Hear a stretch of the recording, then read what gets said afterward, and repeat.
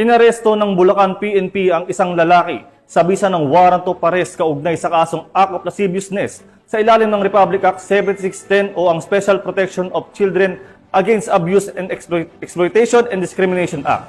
Magbabalita dyan si Patrol Woman Pearl Crystalline Javier. Ang isang lalaki matapos maaresto ng kapulisan ng Bulacan sa kasong lascivious conduct sa ikinasang operasyon sa Barangay Poblacion, Bustos, Bulacan.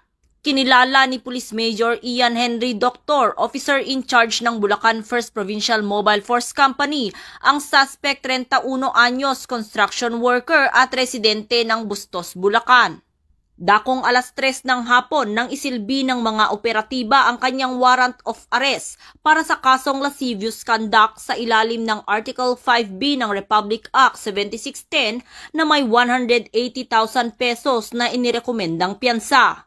Ang matagumpay na operasyon ay naisakatuparan sa pamamagitan ng pinagsanib na puwersa ng operating unit ng 1st Platoon Bulacan PMFC sa pangunguna ni Police Captain Mark Henry S.J. Gonzales, katuwang ang Bustos Municipal Police Station at 301st Maneuver Company ng RMFB.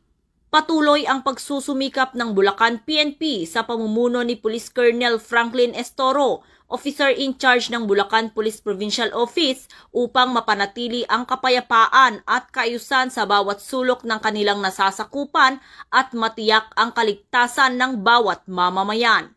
Mula dito sa Camp General Alejo S. Santos, ako ang inyong PNN correspondent, Patrolwoman Pearl Crystalline Javier, alagad ng batas, tagataguyod ng Balitang Pulis.